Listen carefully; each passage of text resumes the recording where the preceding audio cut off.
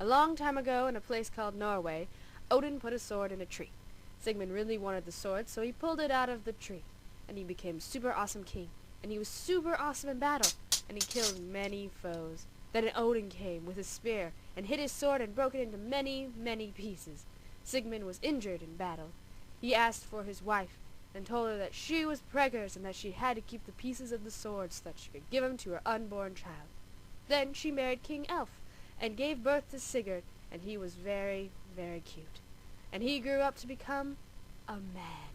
Then he decided to go talk to his teacher Regan.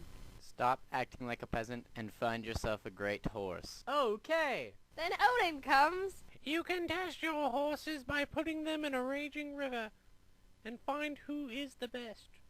So they tested the horses, and many failed. Several failed. They died. Then came a wonderful horse who wasn't afraid of the water, and made it through.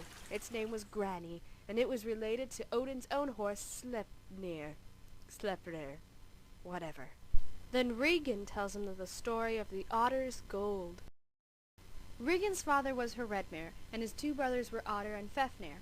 Otter could shapeshift into an otter. He enjoyed swimming by Adveri's Force, which is just really a big waterfall, where a dwarf named Adveri lived with his gold. He shapeshifted into a pike so he could eat fish. One day, Loki, Odin, and Honir were walking around in human form by Adveri's Force. They got hungry, and Loki killed Otter, not knowing that he was a person. The three gods decide to go to a nearby house, which happens to be Heredmir's, Otter's father's house, and offer their catch. Heredmir is shocked and yells, "If you don't cover the inside and outside of my son's body with gold, I will kill you all." Odin and Honir stay as Loki tries and finds the money. Loki finds Adveri, catches him in a big net, and tells him he'll kill him if he doesn't give him all his treasure. Adveri gives the gold and his very special ring to Loki, but places a curse on it all. Loki gives the gold and the ring to Heredmir, who keeps it all for himself. Fafnir gets pissed and kills off his father, keeps all the gold, goes under the waterfall, and shapeshifts into a big dragon. So Sigurd decides to kill the dragon. Then Regan makes him a sword. The first one shatters. He makes him another one, and this one shatters too. Then he makes one from the remnants of Sigmund's sword, and it's great. I like my sword! Then Regan tells him to dig a pit so he can kill the dragon. Then Odin tells him to make another pit so he can get all the blood. Then Sigurd fights the dragon. Yeah! And he kills the dragon.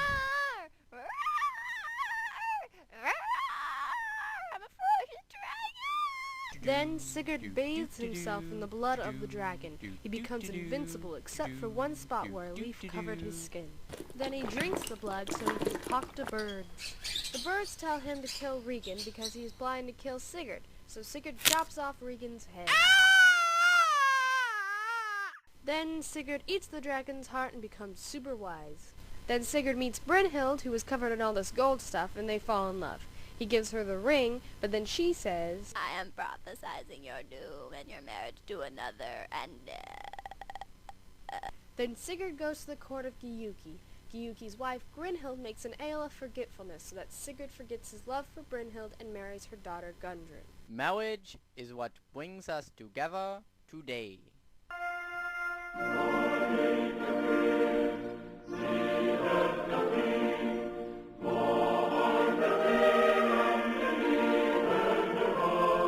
Ew.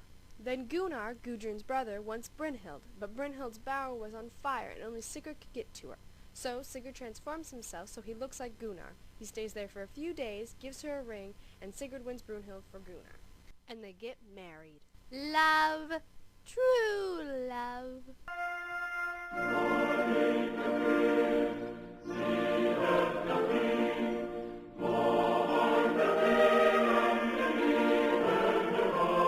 Everything was fine until Gudrun and Brynhild were bathing in the same stream.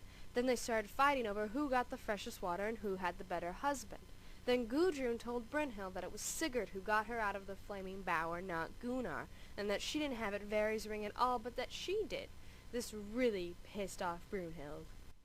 don't touch me!" Brunhild refused to eat, drink, or talk for 7 days. Then Brunhild convinced Gunnar to kill Sigurd. Gunnar talked to his brother Hogni about killing Sigurd. At first Hogni didn't want to, but then Gunnar said he'd kill himself if he didn't agree to help. What a douchebag. Then the both of them enchanted their other brother Guttorm to kill Sigurd during a hunting trip. As they were hunting, Sigurd got tired and went to get some water. Then Guttorm stabbed him in the place where he was not invincible, and he died.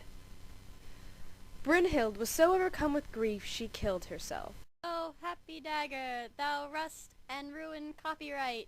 Of course not before telling the future of everyone else, which believe me is just a big downer. Sigurd and Brynhild were put on the funeral pyre together.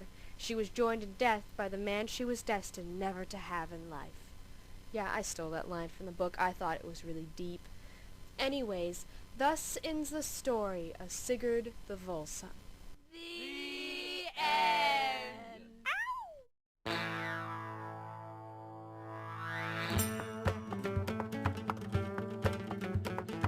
I am the pretty prince of parties. You're a tasty piece of pastry. You're so lighty, flighty, flaky. I go where the party takes me.